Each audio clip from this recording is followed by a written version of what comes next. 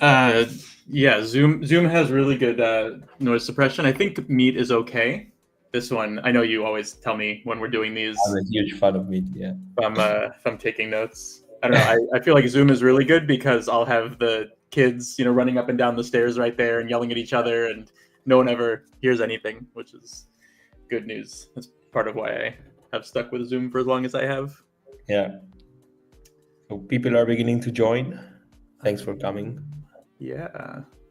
I never know exactly how long to give people to trickle in. We kind of do a little wind up at the beginning anyway, so we can take our time. But as people do come in, oh, good. I was going to ask the question, but I'm sure it was either you or Tanishka put in the standard question in the chat, asking everybody to chime in, which is great. I'm sure we'll see some familiar names. So as people come in, let us know who you are, where you're from. I could probably predict, 25% of the names and locations that will pop up because we see the same folks over and over again, which is great. We have huge fans of this webinar. Yeah, exactly. It does feel like this is number 39. So starting to go deeper, circle back on some topics. I guess we'll see if our super fans stick with us as we circle around. This has been more than a year that we've been doing these. Eventually, we'll have imparted all the information we could possibly give. I guess let's give it 45 more seconds, and then we can chat. We can jump into it. All right. More and more people joining. Yeah, it does feel like it's there's a curve, a ramp up, like 2 minutes in. Maybe they know we always give them 2.5 minutes, so people know not to show up until 2:02, and then it starts to go up. The first question there, Jeff. Where are you based at? Sorry. Where are you based at right now? Is it? DC? I'm at home. I'm in Washington D.C. right now. I was, as you know, I was bouncing around for Little League baseball tournament and summer travel, doing some Valur work too. I will say I'm not jealous, I suppose. Monty's the one going out to the solar conference in Las Vegas in September. I did it last year, and it was nice, but it's 4 days of conference is a lot. So I'm glad he's doing that one. All right, should we get started here? Let's do it. We can do it. So welcome. This is, as I said, as you were all trickling in, this is, I think, webinar number 39 in our series. And we're coming back around to GRATs, which are, as many of you know, a very common and popular tool and subject in the estate tax planning arsenal. We've already done at least one. Guido, I think we've done one other session on GRATs, just the basics. Of course, we've mentioned GRATs in passing in all of our conversations about estate tax, because they are very often the first place people come in estate tax planning with Valur, and we'll explain why that is. But we're here today to dig in a little bit deeper and to talk about optimizing these GRATs beyond the simple fact of doing a GRAT, right? I think many of you know, and we'll do a little bit of basics to motivate and to remind you all why GRATs are useful at all. But the goal here is to spend more time talking about all of the extra steps you can take. And by the way, steps you can take very simply with Valur that make GRATs potentially much, much more valuable for estate tax planning. So you can see our faces here already, but here's the slide. You've got me and Guido. I'm Jeff, as I'm sure many of you know. I run a lot of different things here at Valur. Been with the team for almost 5 years now, and have been building from the ground up. And I've got Guido here with me. Guido, I feel like you're a less frequent face on the webinars, so glad to have you joining this time. Glad to be here. Yeah. So the agenda. Let's dig in. We're going to be talking about GRATs. As I said, I'm going to do maybe 2 or 3 minutes on what are GRATs, grantor retained annuity trusts. How do they work? Why are they valuable? We're going to breeze through that pretty quickly, but I'll say this, and I say it every week. Don't hesitate to chime in with questions as we go. I'm talking to the listeners, but also Guido, of course. Let me know if anything's unclear. But let us know if you have questions. If I need to double click on something, return to it. we know these subjects very well, and although I think we do a good job of streamlining the conversation, of course, sometimes we gloss over things. So don't hesitate to tell us, hey, pause, go back, explain what's going on. Then we'll turn to those benefits, and we'll turn to the general benefits and trade-offs of GRATs, and that'll again be part of the basic discussion. Where we'll really focus here is on those structures for maximizing returns, and we have 5 strategies ranging from kind of table stakes, very common, at least among modern planners like Valur, all the way up to things that no one else is doing. And we'll try to discuss the qualitative, how does this work, why is it beneficial, and then we will also give you at least a decent sense of the potential quantitative benefits. As many of you know, Valur is quantitative almost to a fault. We think about this stuff very rigorously, and the goal always is to give you a directional number to say, hey, is this something that I should be pursuing? And so we'll do that. We have Q&A here on the agenda. As always, we'll circle back at the end and are happy to answer questions. But like I said, don't hesitate to ask during the chat. We'll pull up a question if it's a good time, and if not, we'll hit all of them at the end of the session. So Guido, and thanks, like I said, Guido, for setting this up and for helping me with the notes, and he'll be chiming in with questions as we go. So what is a GRAT? This is, of course, something that you really need to understand if we're going to get into the details of those optimizations. We have here what is a GRAT. I actually want to take one beat to talk first about what the point of all of these planning structures is, and that is to reduce your estate tax. We don't have a slide here because I know most of you already know this in depth, having listened to us before and read all of our materials. But the idea here is that we're using various vehicles to remove assets from your taxable estate. As you all know, there's a certain amount of money that you can give away during your lifetime and when you pass away to the next generation, to friends, to anybody other than charities, which are exempt. But you can give away a certain number of dollars. Right now, it's about $15 million per person, 30 for a married couple. And all of that giving is tax-free.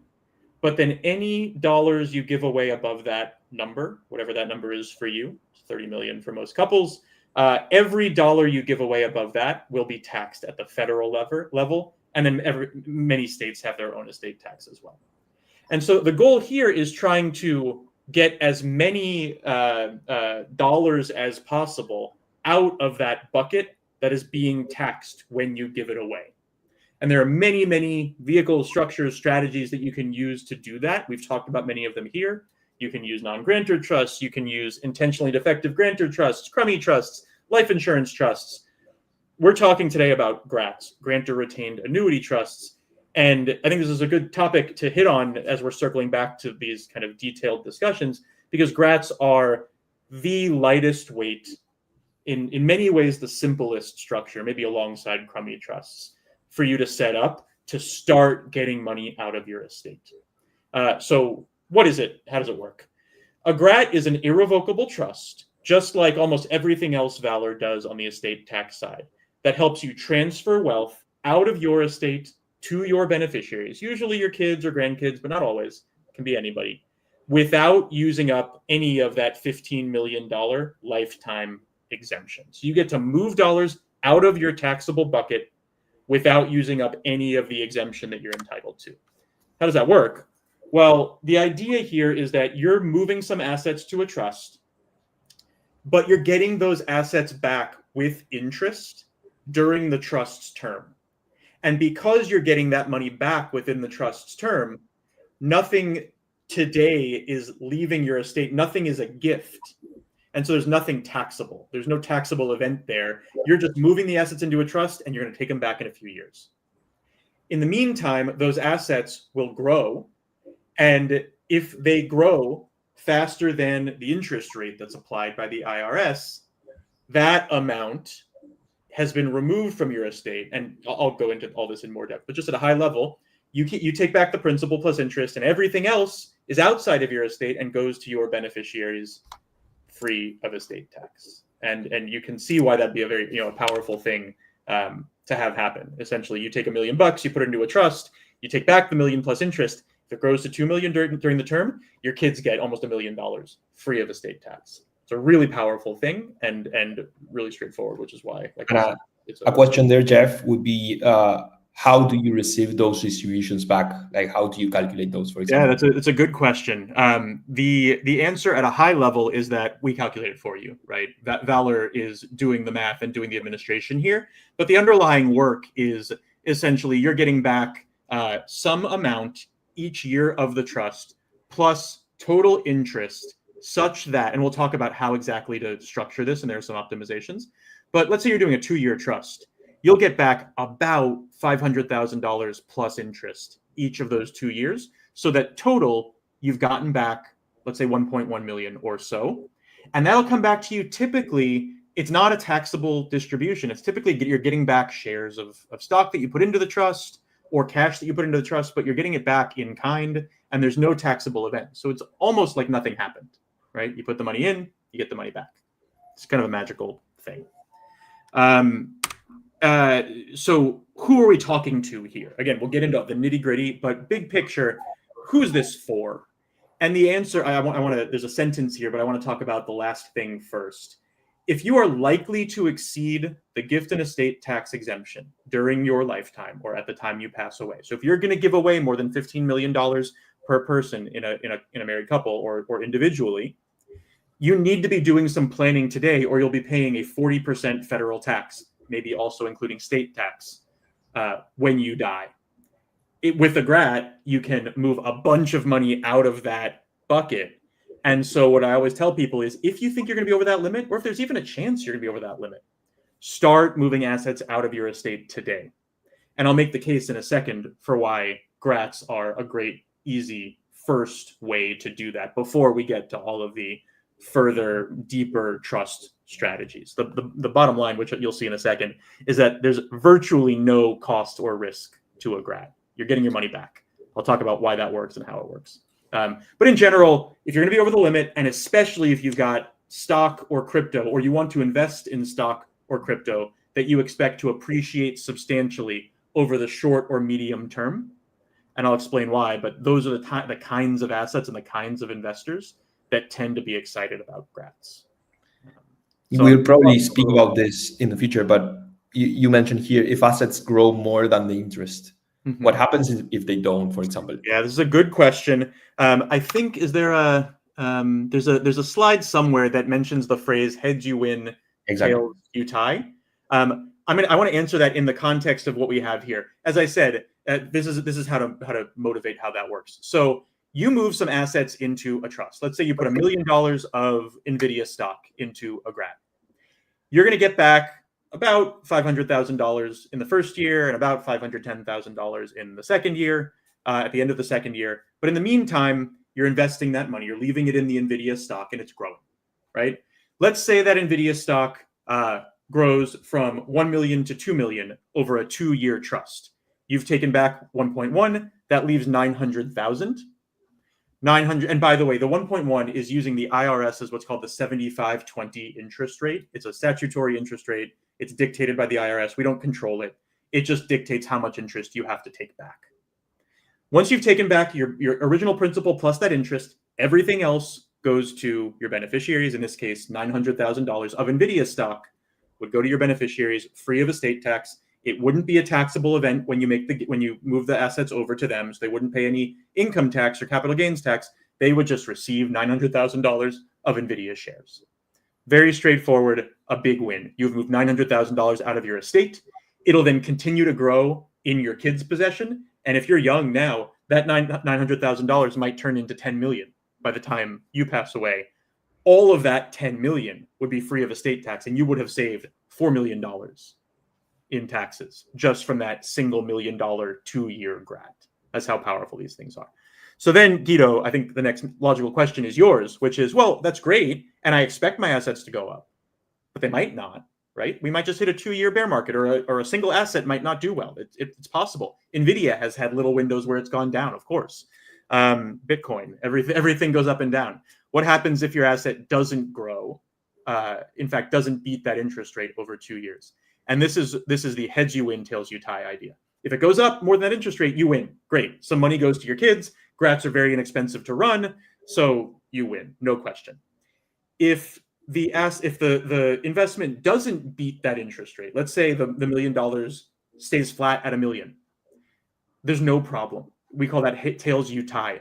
The way the GRAT works, you just take back your annuity each year, and if there's not enough money at the end, you get back what's left. Nothing goes to your kids, and you have the same money in your pocket, the same shares in your pocket that you would have had if you hadn't done the GRAT. You put in $1 million, it stays flat at $1 million. Well, you've still got $1 million, right, in NVIDIA shares. That would have been true whether you had the GRAT or not. If it grows like a little bit, it grows from 1 to 1.2. Well, your kid's got $100,000. You paid $2,500, $2,000, $2,500 to run this thing. That's a big win. You saved, again, millions of dollars in estate tax with that little move. And so, I always use this line, and you've all heard it from me, but it's true. I'm a lawyer, not your lawyer, of course, but I'm a lawyer, and I'll never tell you something is zero risk, but I struggle with GRATs to think of how to explain any risk, because it truly is. It's a grantor trust. You put the assets in, you get them back, whether they grow or not. And speaking about risks here, Jeff, what happens if, for example, the grantor dies in the middle? Good question. If the grantor dies during the term, the entire amount comes back to their estate. That is not ideal. It's not a problem. You're just back in the position you would have been in if you hadn't done the GRAT, which is a good fallback, right? At the same time, you'd prefer that not happen. You want the assets to go to your kids. And that's where something I'll talk about in a minute. That's where the short-term rolling GRAT really comes in handy. If dying during the GRAT is a bad idea, well, stay healthy, but also consider doing shorter-term GRATs so that the odds that you'll die during any particular GRAT are much lower. And I'll explain a little more about that in a second. I'm going to answer some questions, which are good ones and very common ones. So Anand asks, what if the NVIDIA stock grows to 50 million? Who pays taxes on the appreciation? It's a very good question, an important one that gets at how grantor trusts work. There are two categories of trusts in estate tax in general, grantor trusts and non-grantor trusts. A GRAT is a grantor trust, which basically means the assets are leaving your estate for estate tax purposes, but they're still on your books for income tax purposes. And so what that means is if there were a taxable event in the trust, you would be on the hook for the taxes, which is a good thing in general. It's something that estate tax lawyers try to do because it means, Anand, that you can use your personal assets to pay that tax. And as a result, remove more money from your estate to and kind of give it away to your kids in a way that's not taxable. With that being said, a very important qualification is there doesn't have to be a taxable event here. If you put $1 million of NVIDIA in and it grows to 50, you're going to get the 1.1 back in kind, no taxable event. You still own the shares. And your kids are going to get their $49 million of NVIDIA stock in kind without a taxable event. So you don't have to pay tax at any point. The kids can then hold on to the stock for the next 50 years if they want to and pay the tax later. Or even they can receive the in-kind distribution and then sell the stock and pay the taxes themselves if that's what you prefer. It's very flexible, and mostly you don't have to pay tax right now if you don't want to, which is a powerful feature. And then I'm going to pull up another Anon question. If the stocks are in your brokerage account, you won't pay taxes until you sell. But in this case, they're owed every year. No. This behaves, it's a good question. This behaves just like your brokerage account. As long as you don't sell, these gains are unrealized, there's no tax. And then when this trust ends, you'll distribute in kind to your kids' brokerage account, or it could be a trust for their benefit if they're young. You'll distribute the shares, no taxable event, no need to pay taxes now or at any point until you actually sell the stock. So very good questions. Dean asks, can you change the assets once it's in the trust? Absolutely. That can create a taxable event, right? If you sell and buy a different asset, there very well might be tax at that point, going to the questions that Anand was asking. But if you decide, hey, I want to get out of one position into another, you can absolutely do that. There may be better ways to do it. Again, previewing another point we'll make in a little bit. There is something called an asset swap. that can turn this into a much more powerful thing. So Dean, I'm going to put a pin in your question and circle back to it when I get to talking about asset swaps. But in general, the answer is yeah, you can change the assets buy sell whenever you want. All right, those were very good questions and definitely got me talking about some more complex stuff. Let's just take a step back to these benefits and trade-offs. And just at a high level, I think just in talking about this, I've gotten across a lot of the benefits here. The benefits of a GRAT are you're shifting assets out of your estate without paying any tax on that shift. You're not using up any of that $15 million lifetime exemption. And I'll explain the math behind that, but that's generally basically true. You're moving the assets away from your possession without using up your exemption. And then here's the heads you win, tails you tie idea. And so as a result, what we put here is this is particularly attractive for volatile assets. You'd rather own something that might go up 30% or down 30% than something that's going to stay at 5%.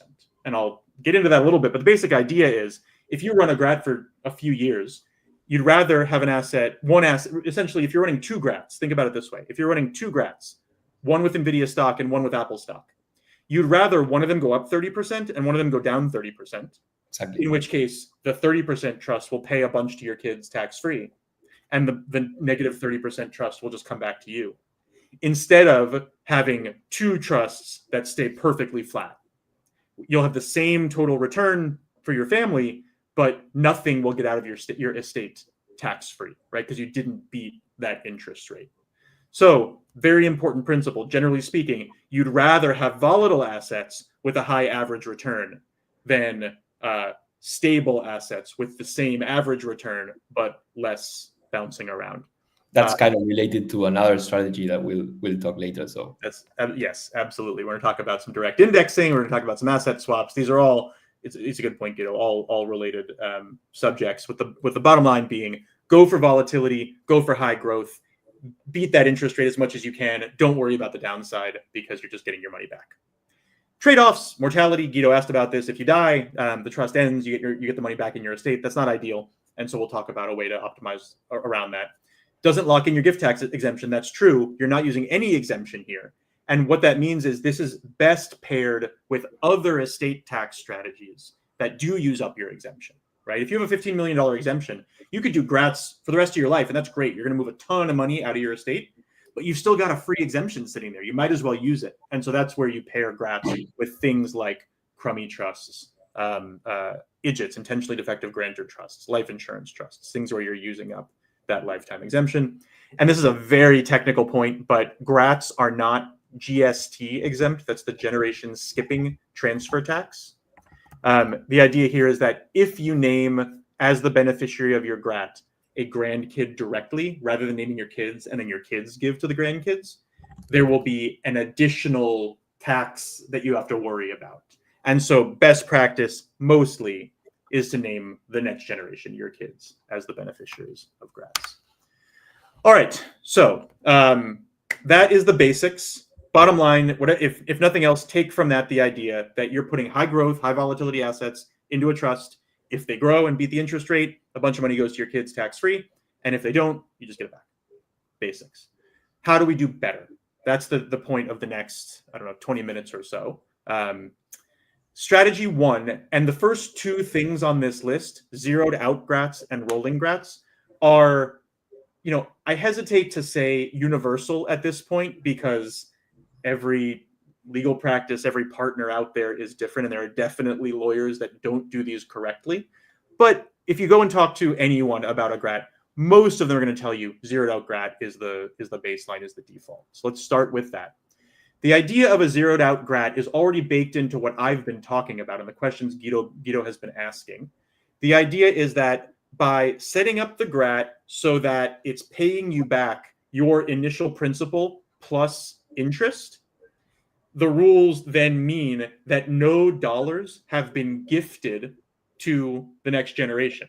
They only get the growth, which isn't a gift. And so it's zeroed out, which means you haven't used any of your lifetime exemption. If instead you put $1 million into a GRAT and didn't take back an annuity, didn't take back that annual payment plus interest, then you would have made $1 million gift and you would have used up $1 million of your lifetime exemption. And so the state of the art, bottom line, everyone generally, not legal advice, but everyone generally should be doing zeroed out GRATs. There's really no reason not to. So that's a basic one. All of Valur's GRATs are zeroed out. Anyone you work with should be doing a zeroed out GRAT. Little case study here. I'm going to speed through this. This is just to give you the baseline on how GRATs pay out. Let's say a user puts $1 million into a 4-year GRAT. It's going to distribute about 1.2 million over 4 years with interest. 1 million plus interest, that's 1.2. They're taking back at the basic level 300,000 a year. We can do better than that, and we'll talk about it. But they're taking 300,000 a year. In the meantime, the assets are growing. Let's say it's 15% a year. That's much more than the 4.8%. So $373,000 will be left at the end after those annuities that will go to your kids free of gift tax. And because of the zeroed out nature of the trust, you will have used none of your lifetime limit. So $373,000 magically appeared outside of your estate. And that then, as I said, will grow. And if that grows for the next 40 years, that could easily grow to $5 million. No estate tax on that $5 million, and you've avoided $2 million of taxes just based on that 1 4-year, $1 million GRAT. Super powerful. I wanted to speed through that because, like I said, everyone does zeroed out GRATs. It's not really something you have to really think about or worry about.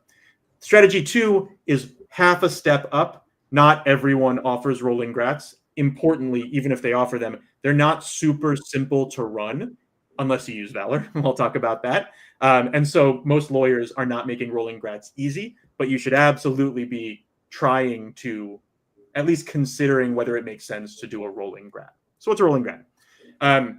The basic idea is that a rolling GRAT is just you're taking a GRAT and rolling it into a new GRAT every year. How does that work? Let's say you put $1 million into your GRAT and it's a 2-year trust. At the end of the first year, you're going to get about $500,000 back. What are you going to do with that? You could just take it back and put it back into your estate and invest it and use it whatever you want. That's fine, but then that $500,000 is no longer going to be benefiting from growth going out to your kids estate tax free. What you can do instead is you can take that $500,000 that it paid out after the first year and put it into a second GRAT. And now that initial $1 million is split across 2 GRATs, and they're both growing and hopefully beating the interest rate and getting money to your kids tax free. And at the end of the second year, well, that first GRAT is going to pay you another $500,000, and that second GRAT is going to pay you $250,000. That $750,000 can go into another GRAT. The first one will end, the second one will be running, and the third one will be new. And so at any time, basically, you've got 2 GRATs running. And with that initial $1 million, you're now just continuing to grow estate tax free. And just letting the initial $1 million ride and go into new GRATs instead of pulling it out of the trust can multiply the estate tax savings by 10, 20, even 30 times because the money could just stay in a GRAT for the rest of your life, which is great. A question there, Jeff, would be what's the typical duration for rolling GRATs? Very good question. And the answer is 2 years, at least for Valur GRATs. And I think most people who think about this hard would agree. And the reason for 2 years is that it's the minimum term for a GRAT. You can't do a 1-year GRAT. So 2 years is the minimum term. You get back about half of your money each year. The reason to do the minimum term is this mortality risk idea that we mentioned earlier. If you do a 50-year GRAT, there's a decent chance that you pass away during that term and everything comes back to you. Nothing gets to your kids tax-free. Doing a 10-year GRAT, better, but still, you might pass away. And there's another benefit too that I'll talk about, but you might pass away during that term. There's a risk. Better to do a 2-year trust. There's no downside to this if you're doing the rolling GRATs because the money always stays in a GRAT. It's just by shortening it to 2 years, you're basically reducing the amount that's going to end up stuck in your estate when you pass away because you'll be passing away when a short-term GRAT is running at some point way in the future. The other reason this works is that there's no difference between a 10-year GRAT and 5 successive 2-year GRATs. You just roll it over, and at the end of the 2 years, you put it into a new GRAT. It doesn't cost you any more. We don't charge anything for setting trusts up. So there's no reason not to do 5 successive 2-year GRATs instead of 1 10-year GRAT. And then the last reason this makes sense has to do with that volatility idea. If you do a 10-year GRAT, let's say you invest in NVIDIA in year one, that NVIDIA might go to the moon in year 2, and that million might turn into 5. But over 10 years, is there a chance that that stock comes back to earth or flatlines at 5 million? Yeah, there's a chance. And if that happens, well, you're not getting all of the benefit of the GRAT kind of over the short term. And so better to end the trust after 2 years, get all of that growth to your kids, and then start again with the million. And so in general, if anyone's interested, definitely, if you're interested in this strategy, we should talk about it. You can schedule a call. You'll get me or one of my colleagues, and we'll go deep on this with you, and we'll talk about the precise application to you. But just in general, almost, I think literally every GRAT that we've done, the client has in the end agreed pretty easily that 2 years makes sense, and most of them have done rolling GRATs. So and it's kind of related to heads you win, tails you die. That's right. 2 years, if it doesn't go up, if there wasn't enough time for it to grow, well, you start over and you do it again. And essentially, if you're going to have 5 successive 2-year windows or 1 10-year window, you assume for now that the stock is going to grow 5x at some point. Whether it grows in year 2 or year 4 or year 6 or year 8 or even like the last day of year 10, you're capturing that growth in a 2-year GRAT. Whereas with a 10-year trust, if it happens in year 4 and then it comes back down, you've lost it.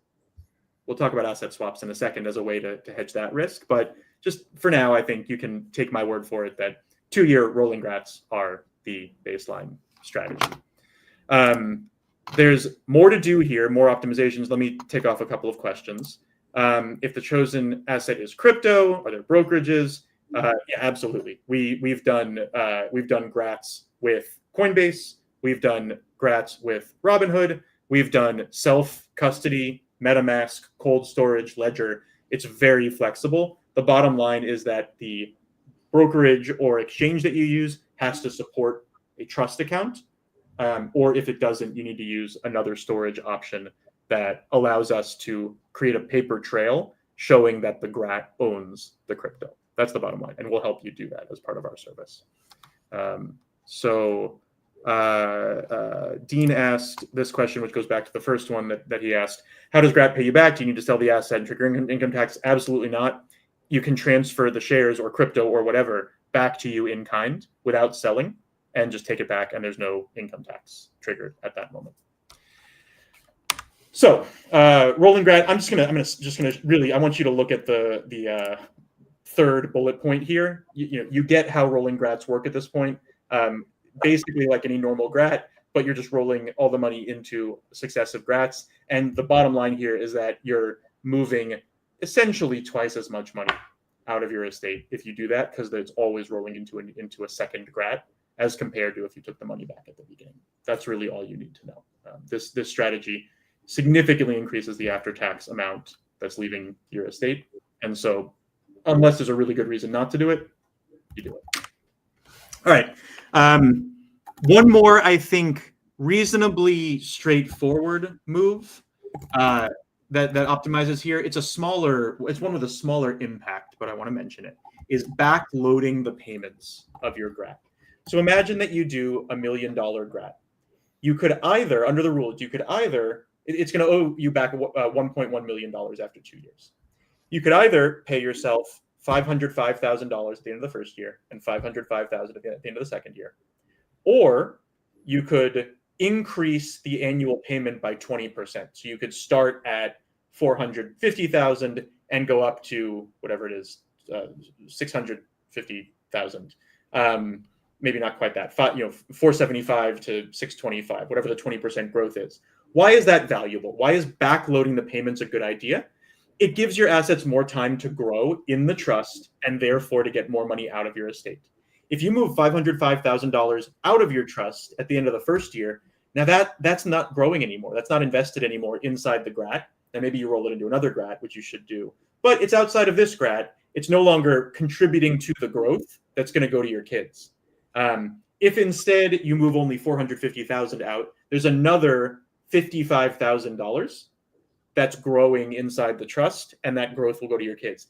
If good news, your assets double inside the trust, well, that 55 turns into $110,000 that's going to your kids tax-free that wouldn't have if you had not backloaded your payments. We've done the math, take my word for it for now, happy to explain further. But if you do this, if you backload, for every $1 million of grats of rolling grats that you're doing over the rest of your life, an additional $240,000 will be in your family's possession after taxes when you pass away. So significant additional value created by backloading your payments. And again, no good reason not to do this. I can't think of a good argument for not doing this. It's allowable. Our systems allow you to do it. You should do it.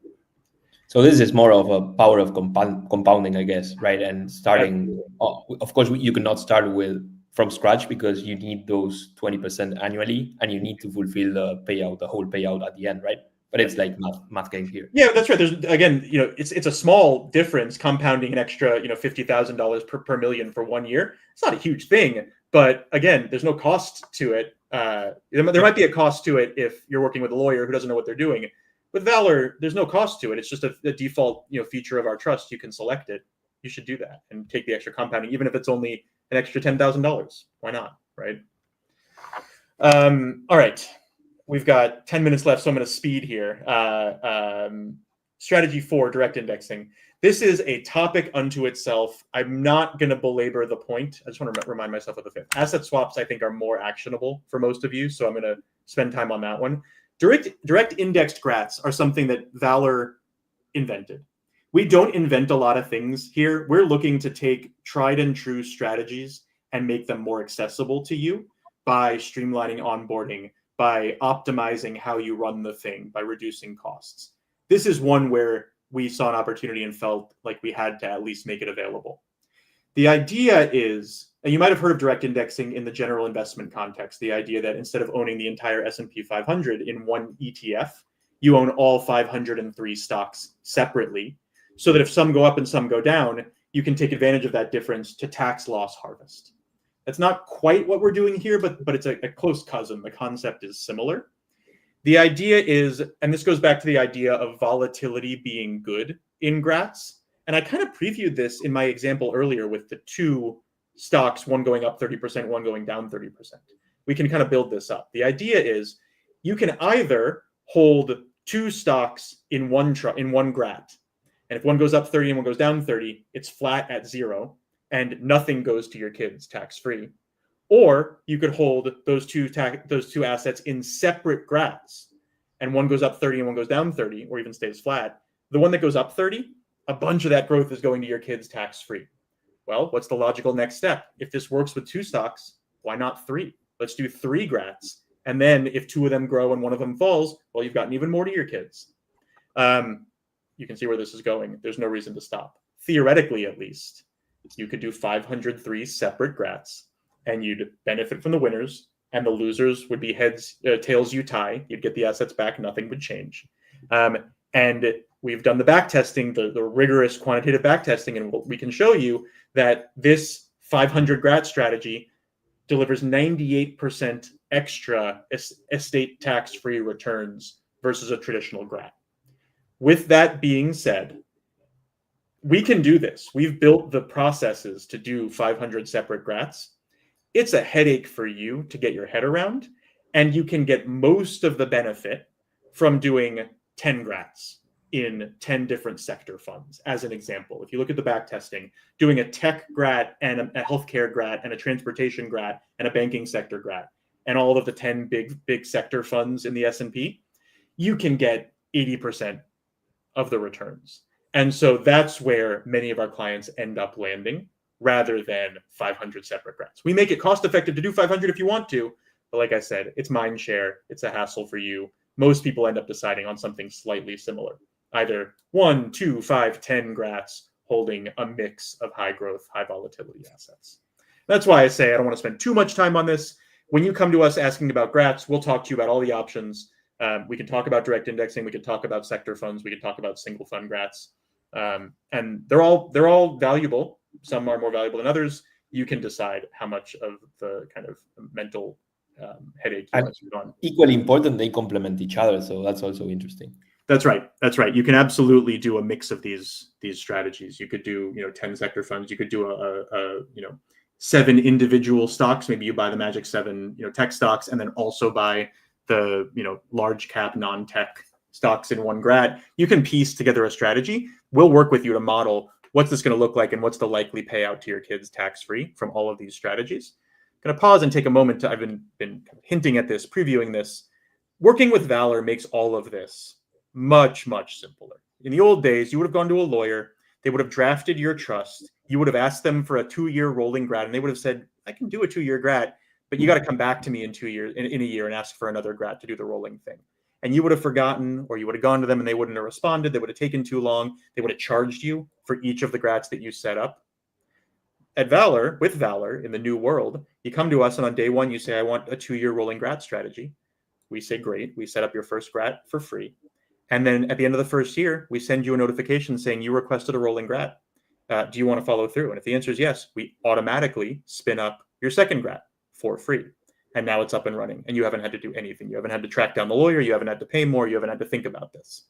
And each of these optimizations has something like that, where Valur is making it just infinitely simpler, more pleasant, easier to do.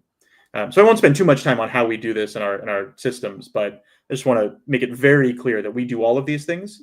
We do them inexpensively, and I'll make the case that we do them better, less human error, more kind of buttoned up than really anyone else on the market.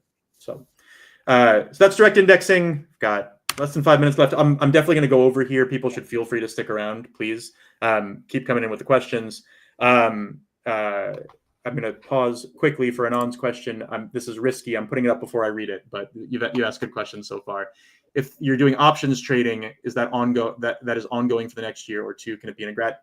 Technically, yes. You could distribute the options at the end as your annuity or as your gift to the kids in kind. There wouldn't be a taxable event. I'll tell you, it's uncommon. Most of our clients are choosing not an option, but the underlying stock. But we can absolutely talk about it, Anand, if you're interested. We can talk about what that would look like, and the answer is basically yes, you could do this. Strategy 5, automated. There's one more pending question, Jeff. I'll just put it here. We could. Yeah, this is a tough one. GRATs are not asset protection trusts. Just bottom line, there is some in the sense that the asset is no longer in your possession, but they're short-term trusts. They're grantor trusts. They're not designed as asset protection trusts. They're not done in a jurisdiction with strong asset protection rules. So if you're interested in asset and creditor protection, there are better trusts to pursue. You could do an IDGIT. You could do a non-grantor trust in South Dakota. That would really be asset protective. You could do a simple domestic asset protection trust, self-settled with you, Stefan, as the trustee and the beneficiary. Very simple. And the only benefit there is asset protection. So a lot of ways to do this. GRATs, I don't want you to think of GRATs as asset protection trusts. So good question. All right, strategy 5, asset swaps. In some ways, this is the most fun for me. I work on product at Valur, and we've built out the idea here of automating a strategy that is not something we invented, but also is reasonably uncommon because in the old world, it was really tough to implement. The idea here is that, let's imagine, again, using the NVIDIA example, you're doing a 2-year trust. You put $1 million of NVIDIA in, and let's say you did this in 2022. And over the course of the next 6 months, the trust 3x'd, and it grew to $3 million. You've still got a year and a half left on your GRAT. You could let it ride, hold the NVIDIA stock in the trust, and hope that it continues to go up, or at least stays flat, and lock in and get that $2 million-ish of growth to your kids. But what if the stock comes back down during that 2 years? What if at the end of 2 years exactly, it's come back down to 2 million? You've given up $1 million of gains that you already had in your GRAT. There's a better way, and that's with asset swaps. The idea is that, let's say the stock goes up from 1 million to 3 million in year 1. You can trade that stock out of the GRAT and replace it with anything of equal value. You can put in another stock, you can put in cash, or as we have here, you can put in a promissory note, essentially a loan to the GRAT. And what that does is it locks the value, the growth that you've already gotten into the trust. So let's say the NVIDIA grew from 1 million to 3 million on the second day of the trust. You immediately swap out that asset for a promissory note. the value of the trust is now locked in at $3 million, and we're guaranteeing that $2 million will go to your kids estate tax free, no matter what happens with NVIDIA down the road. That's a really nice way to get peace of mind. One, you're guaranteeing that you're capturing that growth estate tax free for your kids. But you can do even better. You can take that $3 million of NVIDIA that you swapped out of the GRAT, and you can put into a new GRAT. And now if the NVIDIA keeps growing, you don't want to give up growth, right? You don't want to swap it out and then find that the NVIDIA doubled again and you missed out on it. Well, take the 3 million and put that into a GRAT. And now you've got two GRATs going, one that locked in that value by swapping in a promissory note, and one trust that now has 3 million of NVIDIA in it. If that doubles again, well, great, 3 million more is going to your kids tax-free. And if it falls from 3 million back down to 2 million, well, that GRAT just pays you back the 2 million, and this GRAT still has that initial growth going to your kids. So you get the best of both worlds. Is it fair, Jeff, to say that this is kind of a solution for shorter term periods than 2 years, for example?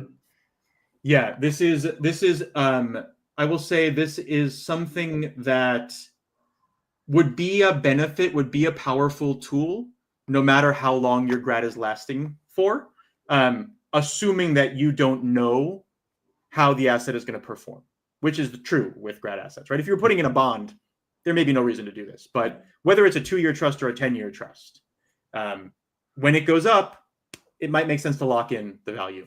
And just practically speaking here, how do we do this? Well, when you set up your GRAT, we work together to choose a triggering value where once the assets in the GRAT grow that much, we will notify you that you've hit your threshold and ask you if you'd like to swap. And if so, we'll automatically spin up the documents necessary to effectuate that swap and lock in the gains.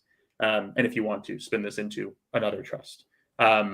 And so, you put in NVIDIA and it goes up, you have 50% growth target. We track the price. It hits the 50% growth target. We let you know. And then the next day we can have the thing swapped out just to lock it in. So let me just look at some questions here. Does the GRAT structure help even if you live in a state that's more punitive with estate tax? Yes. In general, I'm always careful because every state is different and I'm not a New York lawyer. It's possible I'm missing something, but in general, yeah, you're moving these assets out of your estate for federal and state purposes. And importantly, you're not using up your exemption. So for New York purposes, this doesn't use up $1 of your New York exemption. And so it's actually, in some ways, more powerful for states with a lower exemption. Also a lower tax, and so maybe not as valuable dollar for dollar. But if you're going to be paying a state tax on anything over $3 million in New York, well, doing something where you're not using up exemption, like a GRAT, could be really, really useful, as opposed to like an IDGIT where you're using up more of that exemption at the federal level and going over your New York limit. So it's another good question, and I think the answer is yes. This is potentially powerful there too. We are over time. I could say infinitely more about these things. I'm going to pause, really stop there, and leave you all with the idea that, bottom line, zoom out. GRATs are incredibly powerful and made only more so by all of these optimizations. Valur makes each of these steps very simple, so I don't want anyone to feel daunted by the amount of information that we've imparted today. This is ultimately, I wish we had some of our GRAT clients chiming in the chat here. I know some of you are here. All of this stuff is really kind of hidden when we're setting up a GRAT. We'll talk about it and we'll make sure that you're making the right choices, but ultimately you don't have to worry about this. You check a box during our intake process that says, yes, I want to enable swaps, and yes, I want a 2-year rolling GRAT. That's it. We set it up for you. It's very simple. So don't be daunted by the amount of complexity here. You can definitely zoom out and think about this as a very straightforward way to move assets out of your estate without using up exemption if you think you're going to be over the limit during your lifetime. And so the last point, just to circle all the way back around and to talk about who this is for. Yes, it's right to think about this as anyone who's going to be over the limit, you should do this. But who is that? Many of our clients are people who in the old days would not have thought of themselves and whom the lawyers would not have thought of as candidates for this sort of strategy because it costs money and it's overhead. It's a bit of a hassle, especially with the lawyers, as opposed to Valur. And so maybe you don't bother with this if you're 45 and have $7 million because you're nowhere near the estate tax limit yet and you're young. I'll dispute that, every day of the week now. It's really cheap to do this now, especially with Valur. We make it very easy. And if you're going to be over the limit, it's better to do it today than tomorrow, and better to do it tomorrow than 10 years from now. So if you have any doubt here, if you think you might be over the limit down the road, or if you're just curious, I think it's absolutely worthwhile to get a call on the schedule to talk to us about it. Or, by the way, to read about GRATs on our site, you can go to learn.valur.com, type GRAT in the search bar, or go to the estate tax dropdown, and you'll find plenty of resources here. Read the top level guide, read the case studies, and then schedule a call. Get in touch. We'll talk you through it. We'll talk about it in the context of your specific situation. We'll educate you. We'll get you ready to go, and then you can make a decision about whether it's the right thing for you. So don't hesitate to do that. Check out the website. Email us anytime, me, Guido. We've got support@valur.com. There's a chat right on our site. I'm on that, 16 hours a day. And then Guido, the rest of it. And we're here to help. So get in touch, and we'd love to talk more. So thanks, everyone. Thanks all.